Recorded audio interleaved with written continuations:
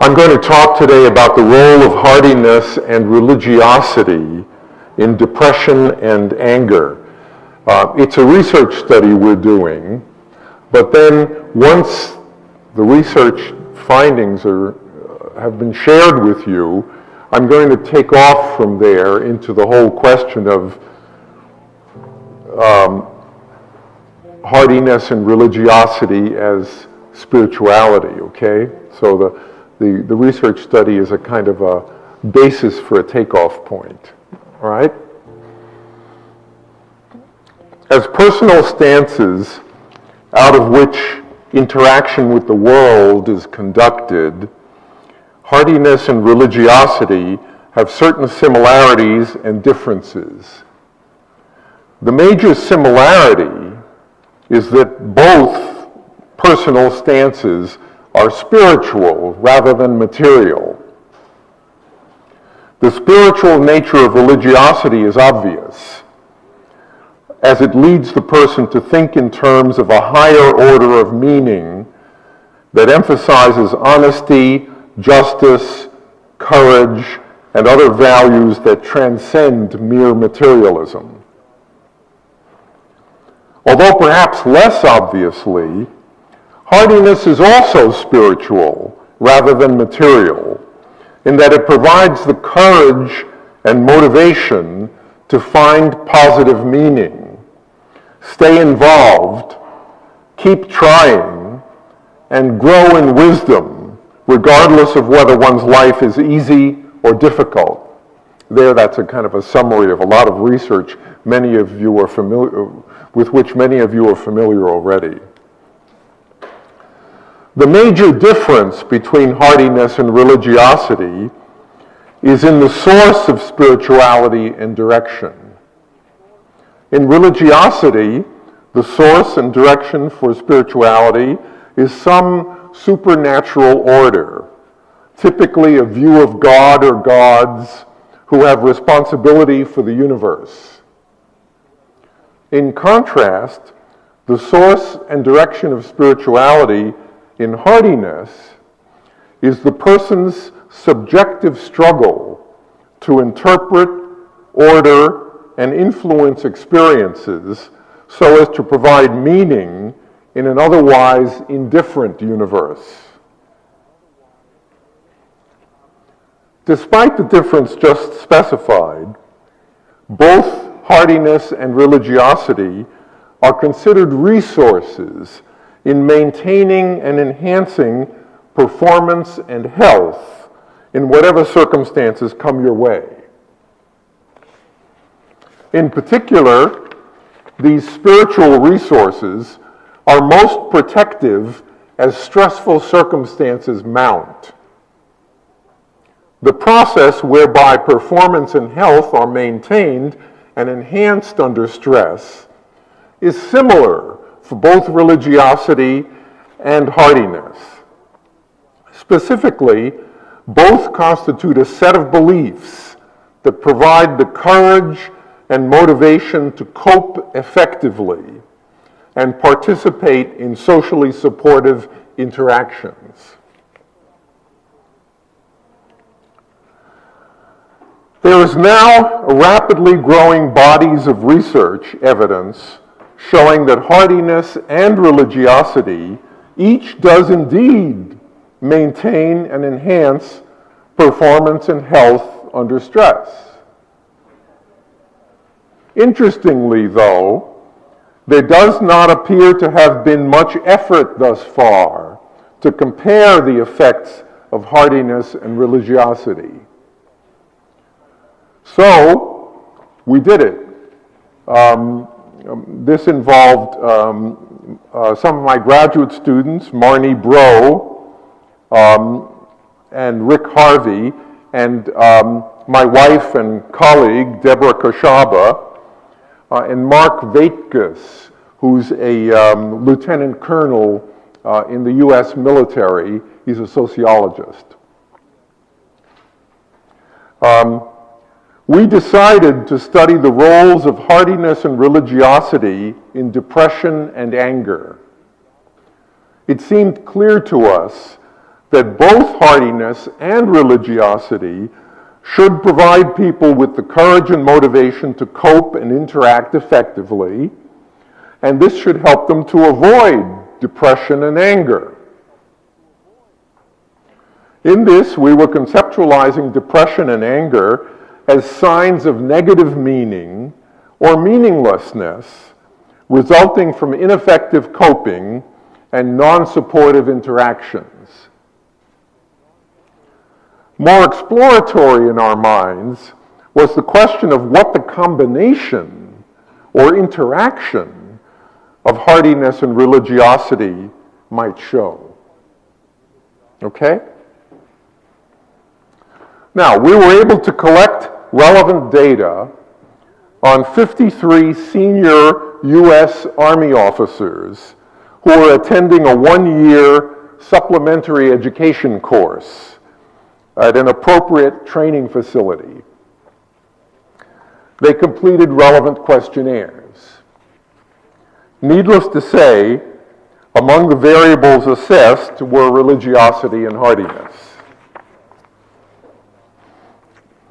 Religiosity was assessed by the Duke Religion Index. I'm going to call that the DRI, the Duke Religion Index, that comprises 5 rating scale items concerning organizational religiosity, that is, how much you practice your religion, non-organizational religiosity, that is, how much you believe your religion, whether or not you practice it, in the sense of going to church and things like that.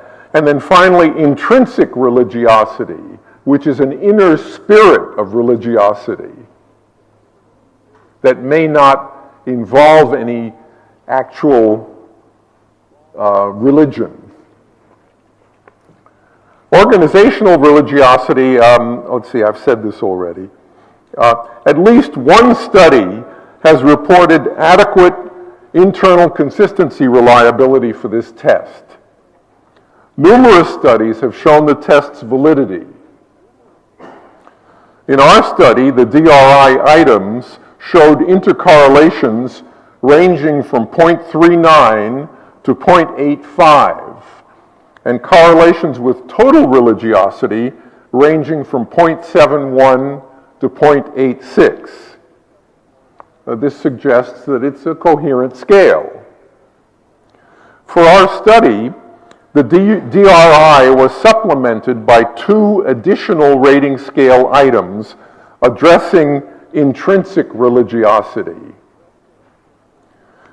That these additional items are compatible with the Duke test is shown by intercorrelations of items ranging from 0.46 to 0.85, and by correlations with the total DRI score of 0.88 to 0.93. So these 2 items really can be considered part of the DRI.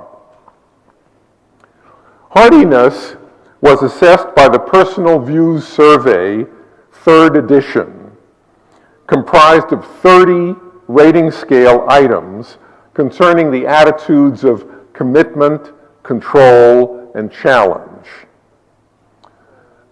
Those strong in commitment believe that staying involved with the events and people in one's world is the best way to find meaning and satisfaction.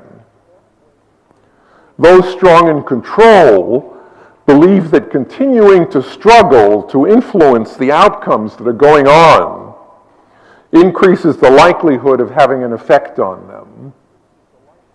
And those strong in challenge believe that it is most fulfilling to continue to learn and grow in wisdom from one's experiences, whether those experiences are positive or negative. As to test reliability, several studies have shown that the Personal Views Survey has adequate internal consistency and stability. There are by now numerous studies attesting to the test's validity. In our study, commitment, control, and challenge showed intercorrelations ranging from 0.44 to 0.63, and correlations with total hardiness ranging from 0.80 to 0.86. Okay? Now, let me show you table 1. Is that clear back there? I wouldn't know how to make it clearer anyway. It's not my equipment, but okay. As shown in table 1, in our study, the correlation between hardiness and religiosity, total, was 0.38, which is statistically significant. This correlation indicates that the two measures share some variance, but are hardly the same thing. Going further, the total religiosity score showed significant positive correlations with commitment, that's 0.33, control, that's 0.39, but no correlation with the challenge component of hardiness. No correlation. Okay? This suggests that while remaining involved with and attempting to influence the world around you is consistent with religiosity, continuing to grow in personal wisdom through interpretations of one's experiences may be too individualistic for religious convictions. Now let me go further into relationships with depression and anger. The participants in our study also completed the Center for Epidemiological Studies Depression Scale, which is a 20-item questionnaire designed by Radloff to measure depressive symptomatology in the general population. Although there is not currently agreement on subscales for this test, research shows that it assesses depressed mood, feelings of guilt and worthlessness, helplessness and hopelessness, psychomotor retardation, loss of appetite, and sleep disturbance. All those kinds of things that we usually call depression. Internal consistency and stability estimates for this test have been adequate, and there is also evidence of its convergent and divergent validity. Also administered was the State Trait Anger Expression Inventory. State Trait Anger Expression Inventory. This is a 44-item multidimensional measure developed by Spielberger. According to Impara and Plake, this test assesses state anger, which is reactions to specific events, trait anger, which is a general disposition to anger, angry temperament, that's expressing anger with little or no provocation, angry reaction, which is reaction to criticisms, anger in, which is withholding expressions of anger, anger out, which is directing anger toward others, anger control, that is how frequently one attempts to control anger, and finally anger expression, how frequently one expresses anger. Bishop and Qua have reported adequate internal consistency and stability reliability for this test, along with better validity than another measure of anger. Okay? Now let me show you table 2. Relationship, as shown in table 2 in our study, we found that both hardiness and religiosity were negatively correlated with depression at about the same moderate, though statistically significant level. Further, hardiness was negatively related at a statistically significant level to anger in, trait anger, anger expression, anger reaction, and total anger. In contrast, religiosity showed only one significant finding, and that was a negative relationship with anger in. In other words, the more religiosity, the less you hold your anger in. This suggests that these results suggest that hardiness is a better protection against anger in general than is religiosity. Next, to determine the unique contribution of hardiness and religiosity, unique contribution to depression and the anger variables that yielded significant correlations here, multiple regression analyses were run.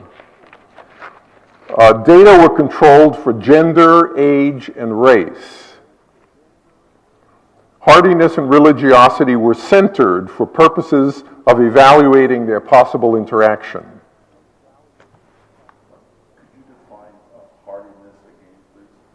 It's the attitudes of commitment, control, and challenge, the 3 C's. Commitment means you want to be, whatever happens, you want to stay involved with what's going on in your world because it seems to you that's the way to find meaning and satisfaction. Control means you want to struggle and try to have an influence on the outcomes that are going on around you rather than sink into powerlessness and passivity. And challenge means you feel that your life is most fulfilling when you continue to grow and learn through your experiences, whether those experiences are positive or negative. Okay? I'm sorry, I'm used to talking to people who are so familiar with this stuff that I didn't say enough. I'm really sorry. Now, this regression analysis, remember, what it does is it treats religiosity and hardiness as independent variables. In other words, they are controlled for the effects of each other in determining their role in predicting depression and anger. Okay? They're controlled statistically. The regression analysis examined both the main and interaction effects of hardiness and religiosity on depression and the relevant anger variables. When hardiness and religiosity are purified of the effects of each other, I better show you this, are purified of the effects of each other, only hardiness shows a significant main effect of negatively predicting depression. You notice there's no main effect for religiosity. Only hardiness has a negative main effect. This suggests that the previously mentioned negative correlation between religiosity and depression is due to the degree to which the Duke Religion Index measures hardiness. Okay? Further, in the regression analysis, the interaction of hardiness and religiosity is also a significant negative predictor of depression, the interaction.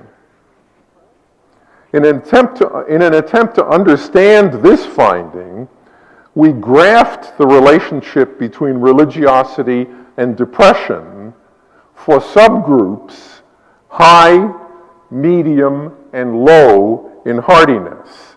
And this can be seen in figure 1. I hope I do this right. Yeah, okay, figure 1.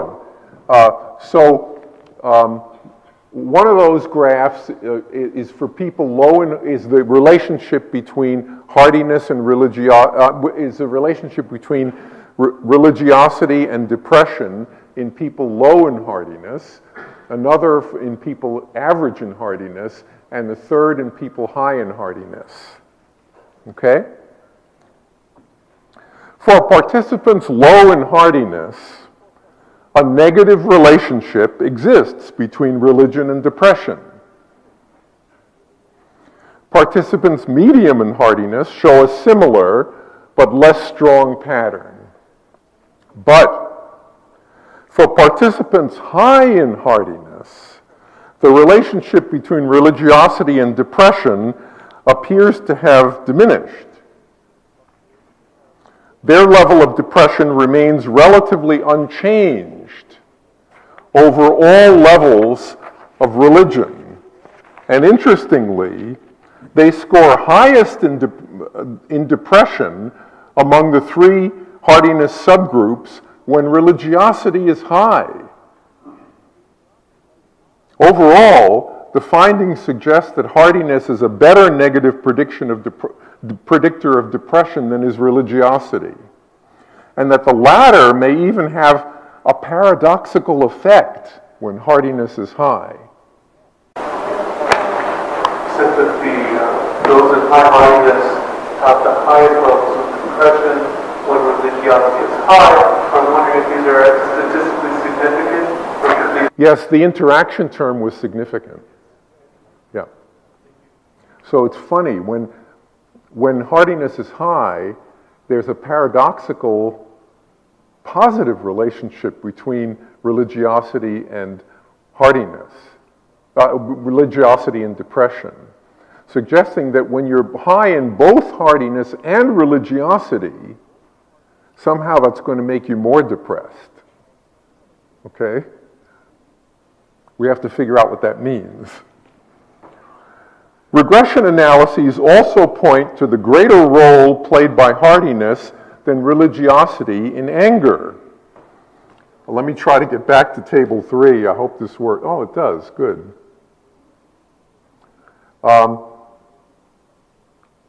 Yes. Here, for example, is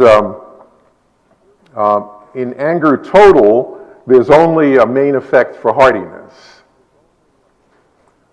between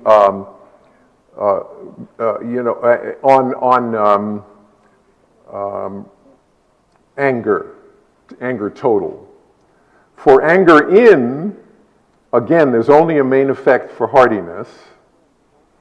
And for trait anger, again, there's only a main effect for hardiness. Now, for anger expression, again, there's only a main effect for hardiness.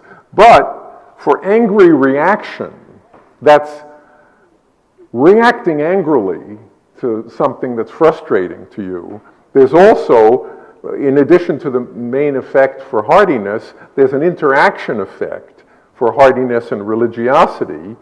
And if you look at that interaction effect, if we graph that interaction effect the same way we graphed the one regarding depression, you see the same result.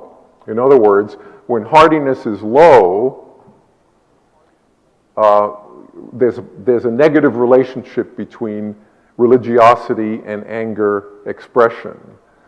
But when hardiness is high, there's a positive relationship between religiosity and anger expression. So again, when you're high in both hardiness and religiosity, you tend to be more aggressive and angry in your reactions to other people.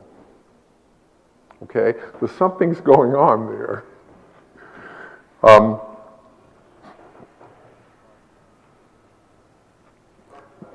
Yes? I'm curious, in terms of the effect of religiosity versus hardiness, was there sufficient statistical power to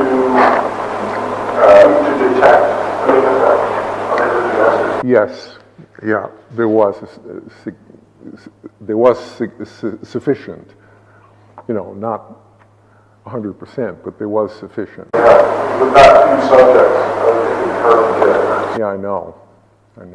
But it's a pretty homogeneous sample, so there was sufficient statistical power. Let's see where I am. Let's look at the mechanisms whereby hardiness and religiosity might have their effects, okay? The findings mentioned thus far indicate that hardiness may be more effective than religiosity in helping people to avoid depression and anger. This highlights the importance of scrutinizing the relative power of hardiness and religiosity in leading people toward effectiveness in coping with stressful circumstances and deriving social support from interactions.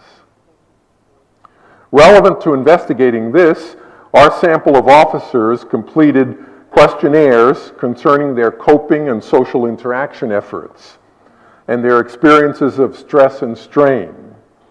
As to coping, the participants completed all of the items of Carver and Shire's COPE test, except those relating to one's religious beliefs, for obvious reasons. The utilized items of this test were organized into two scales, one for transformational or problem-solving coping, and the other for regressive or denial and avoidance coping. There's a precedent in the literature for that. These two scales have been shown in one study to have adequate internal consistency, reliability, and construct validity. Transformational coping should be more effective than regressive coping in helping people avoid depression and anger. As to patterns of social interaction, the participants were administered items based on Rudolf Moose's questionnaire, charting the social support experienced at work and in private life. Used in numerous studies, this questionnaire appears to have adequate reliability and validity. As to the stressfulness of ongoing circumstances, items were included that tapped the subjective experience of both acute stresses, that is, disruptive changes, and chronic stresses, that is, continuing mismatches between what you want and what you get. Used in several previous studies, this stress measure has shown adequate validity. Strain is the organism's arousal response to stresses and was measured using the total score on the Hopkins symptom checklist. This approach has shown adequate reliability and validity in previous studies. Okay, now,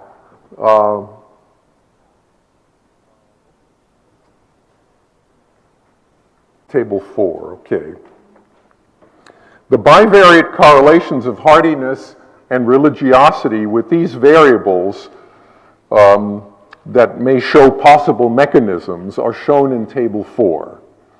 As to statistically significant correlations, hardiness is, as expected, negatively related to stress and strain, and positively related to transformational coping, work support, and private life support. In contrast, while religiosity is negatively related to stress, strain, and regressive coping, it is unrelated to transformational coping, work support, and private life support.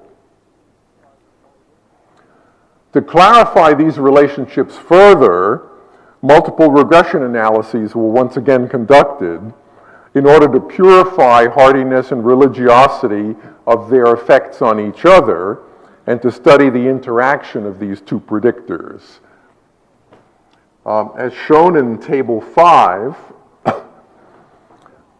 these analyses show that there are main effects for hardiness, but not for religiosity, on stress, strain, transformational coping, work support, and private life support.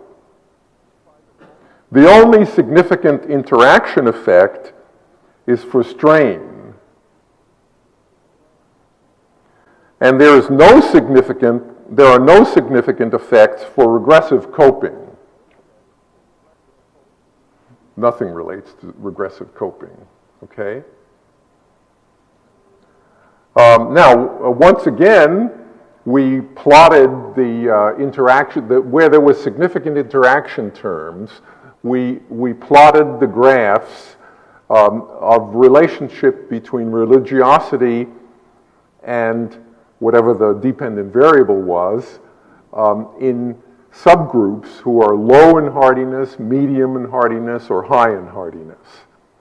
Now look at this, for example, interaction between religion and strain. You see the same pattern as we've seen before.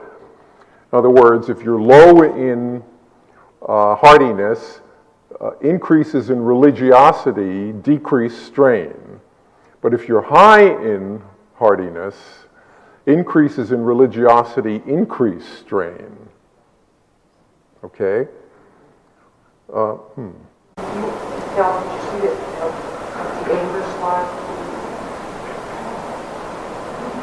No, this is strain. Oh, we're showing is the anger.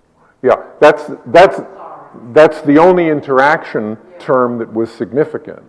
And when we plotted it, it has the same pattern of results as the other interaction terms as we plotted them. Now, this is a really worth going into. Overall, it is hardiness and not religiosity that demonstrates the expected mechanisms that would lead to protection against such performance and health problems as depression and anger. Let's look at the relative power of hardiness and religiosity. It is hardiness and not religiosity that encourages effective coping and social support interactions, such that stress, strain, depression, and anger are minimized. In the regression analyses, it is hardiness and not religiosity that produces main effects on the dependent variables. Further, the significant interaction effects of hardiness and religiosity on depression, angry reactions, and strain deserves further attention. When hardiness is low, there's a negative relationship between religiosity and the dependent variables. This suggests that religiosity can be helpful in the absence of hardiness. But when hardiness is high, the relationship becomes paradoxically positive between religiosity and the dependent variables. Perhaps there is a conflict between hardiness and religiosity, such that when both are strong, strain, depression, and anger follow.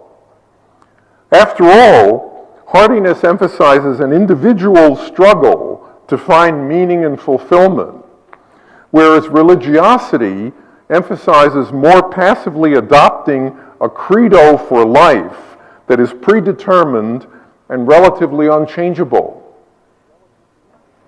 When one's past life results in both hardiness and religiosity being simultaneously strong, personal conflict may result that could spur emotional difficulties.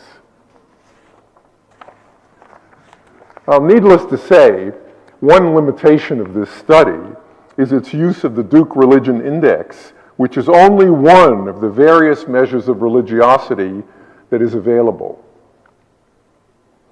Further, our sample was relatively homogeneous, senior military officers, and that may limit the generalizability of the results. Clearly, more studies comparing hardiness and religiosity need to be done, clearly. Nonetheless, our results encourage us to reflect on the possibility that something more secular, such as the existential courage constituted by hardiness, may be more powerful in the process of maintaining and enhancing performance, development, and health than is the typically supernatural belief systems of religiosity. Let me give a few further reflections on religiosity.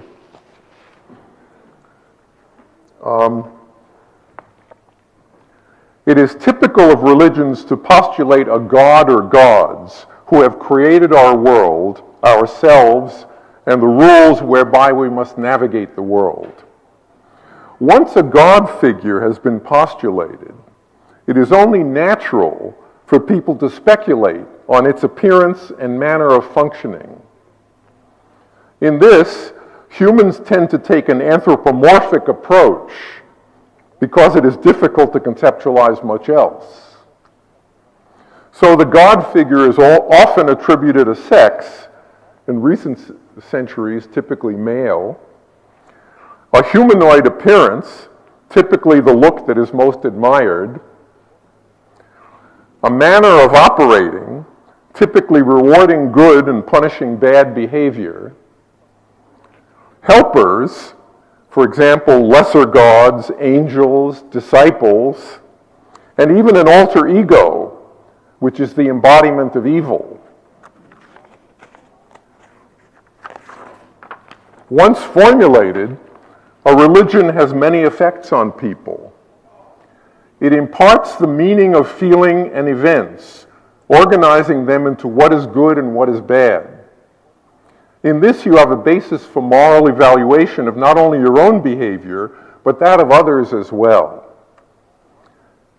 As to coping, you have an unchanging moral basis for struggling to achieve certain ends, for desisting from other ends, and for stoical survival or retaliation when you are victimized.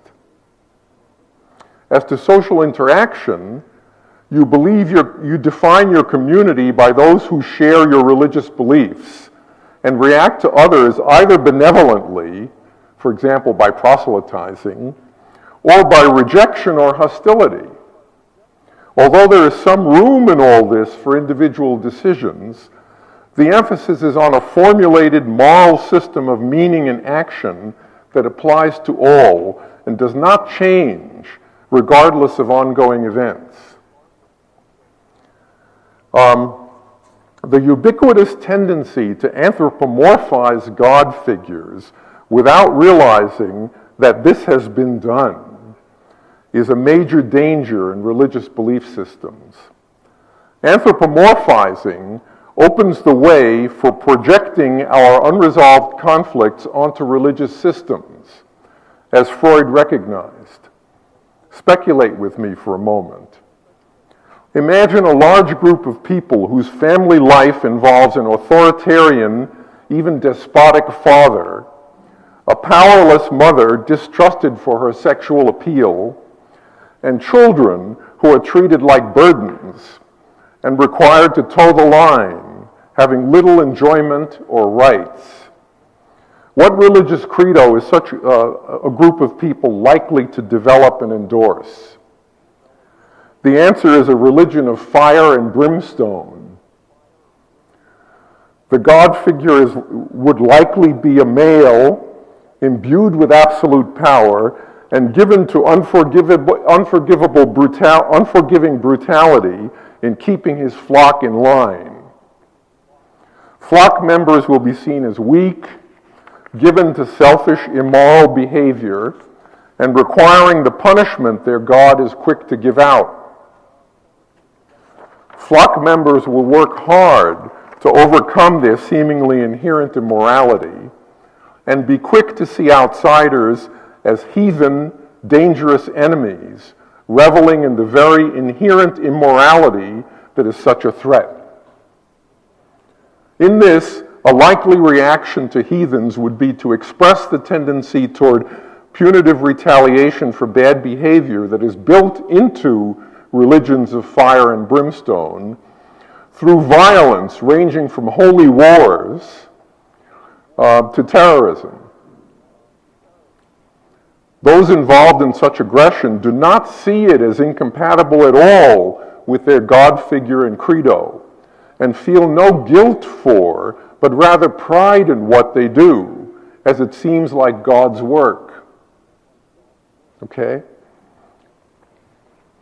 Now, it is possible for anthropomorphic projection process to produce a religion emphasizing love and encouragement rather than fire and brimstone. That's certainly possible. Presumably, the development of such a religion builds on a group of people whose family life emphasizes a relatively egalitarian atmosphere in which both parents love and respect each other and their children, and see their role as guiding and supporting their children in the journey toward expression of ethical values and principles. The resulting religious credo is likely to emphasize a view of humans as essentially good, though distractible, naive, and in need of guidance, and a God figure who is forgiving, supportive, and appreciative of human efforts to improve.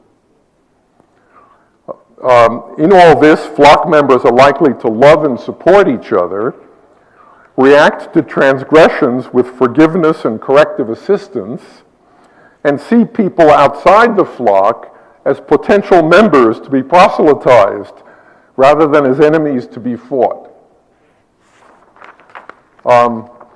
Let me just give me 5 minutes of reflections on hardiness, and then we can throw it open to questions. Although religions of love come as close as a religion can to hardiness, there is still an insurmountable difference. Because hardiness does not postulate a God figure and an unchangeable credo of acceptable behavior, it provides less basis for immortalizing family conflict through a projective process. Consequently, hardiness can legitimately advocate a personal developmental process in finding meanings through immersing oneself in interaction with others and events, that's commitment, struggling to have an influence on outcomes, that's control, and continually learning from one's resulting experiences, that's challenge. That the resulting life will be admirable rather than reprehensible is rendered likely by the fact that because this life is not led in isolation, commitment involves cooperation, control involves credibility, and challenge involves creativity. Needless to say, hardiness is an approach to life that derives from existentialism.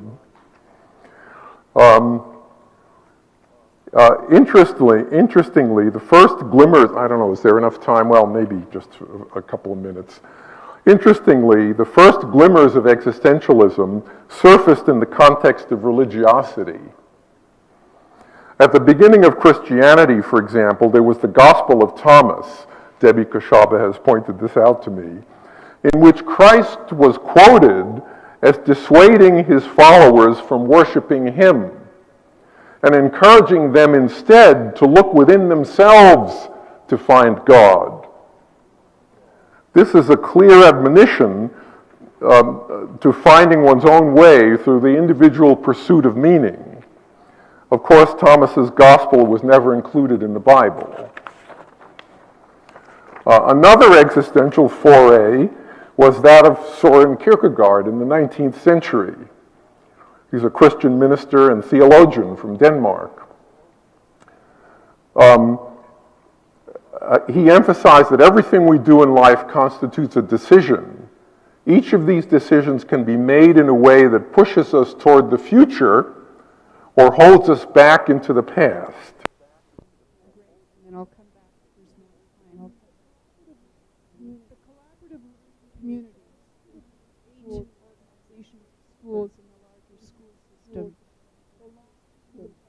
belong to the public. I remember the first time I said that somewhere at a conference. Public education, outside of the school system. There are many policies that are developed for issues of social justice.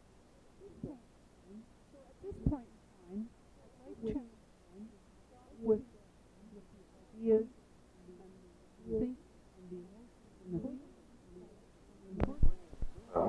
by bringing new information and meaning, whereas choosing the past leads to stagnation. Developmentally valuable though it is, choosing the future brings with it ontological anxiety or the fear of uncertainty. But choosing the past is even worse because it brings ontological guilt or the sense of missed opportunity and finally meaninglessness. Kierkegaard called that the sickness unto death. Let's see. Now, when Kierkegaard talked about how to overcome ontological anxiety so that you could nonetheless choose the future, he said what you need is faith in God. And what did he say that was about? Well, after all, God is the prototypical decision maker. So by making decisions for the future, you are bringing yourself closer to God. You have to have faith in this. Okay. Interestingly enough, Kierkegaard was perceived by his fellow ministers as a heretic and was rejected by his fellow citizens in Denmark. Okay. Also in the 19th century, there was the American theologian and minister Ralph Waldo Emerson. His view emphasized that although there is indeed a universal force influencing all our lives, it is not lodged in a God figure, but rather in the universal human capability for finding essential meaning through observing and interpreting everyday experience. As he went further in this direction, he finally one Sunday got up in the pulpit and addressed his congregation and said he could no longer be their minister because he no longer believed in a God figure. Harvard University, where he taught, would no longer let him teach in the divinity school. Okay. In the 20th century, there's Paul Tillich, also a theologian, who continued this line of thinking. He agreed with Kierkegaard in many ways, and in fact, I guess this is called the God is dead theologies. I quote him as saying, "The God above God is doubt." That's existential anxiety, choosing the future. Okay? That Tillich was not summarily rejected by the religious community is a sign how much things had changed by then. In his time, it was not unusual to encounter these God is dead theologies.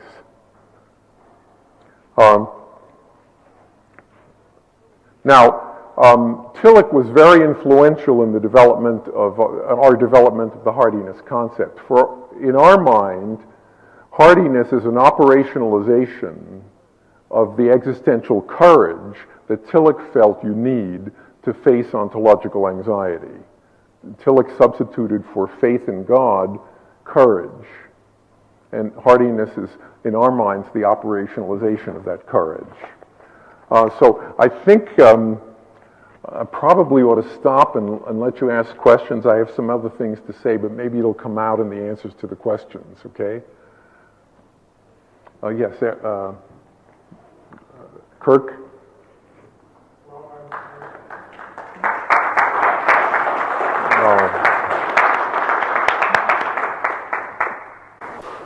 Hardened individuals and spirituality, or hardiness and a sense of awe and wonder about life, which the existential theologians also do. Yeah. Well,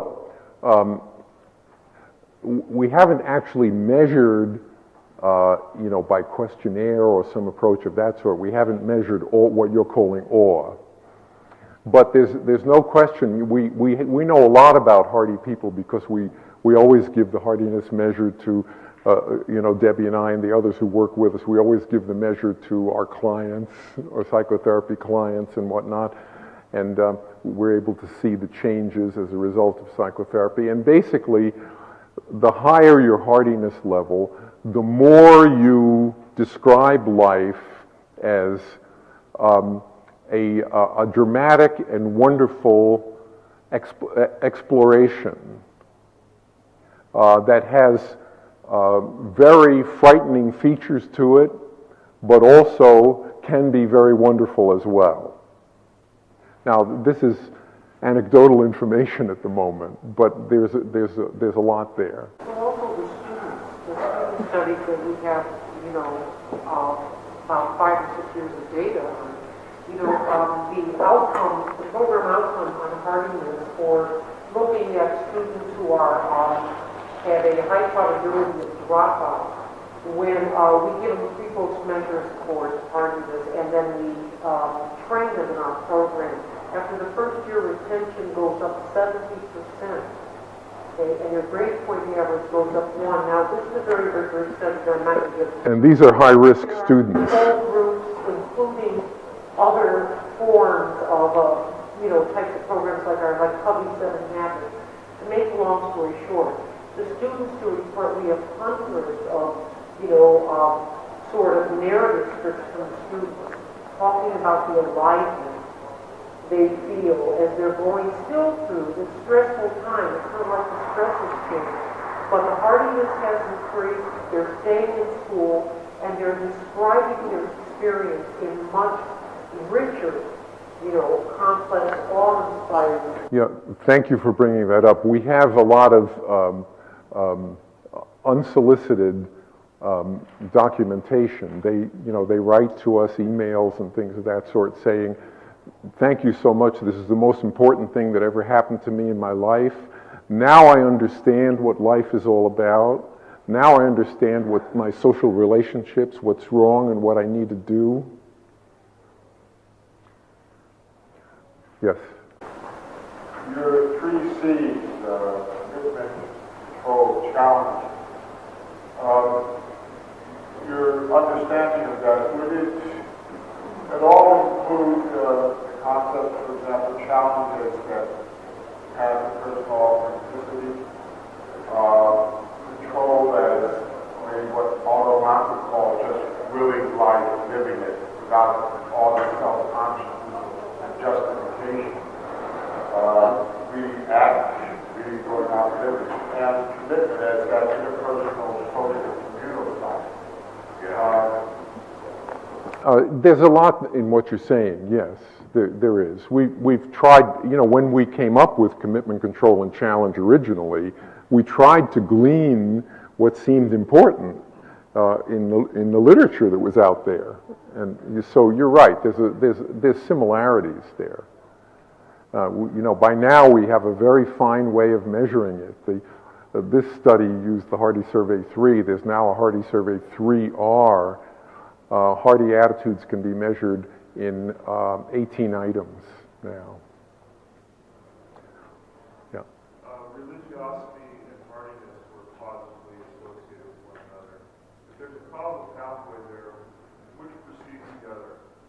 Religiosity leading to hardiness, or vice versa? Well, if you look at the regression analyses, the main effects when you put both religiosity and hardiness in, and that in a regression analysis automatically controls for the effects of each other, the main effects due to religiosity drop out completely. I mean with one another, not with an outcome, but between those 2 predictors, which precedes the other? Does religiosity lead to hardiness? How can you tell that? How would you tell that? Like a longitudinal study, perhaps. You'd have to do a longitudinal study, and we don't have those data. Mm-hmm. I was just wondering if you had a theoretical vision as opposed to which might precede the other. I don't think it's a matter of which precedes the other. They both come out of your early life experiences. And I don't know. I think if your early life experience is extremely religious in a fire and brimstone way, you probably have a hard time developing hardiness. But beyond that, I don't know what to say in terms of which comes first. We are asked to free the room for the next speaker. I'm very sorry.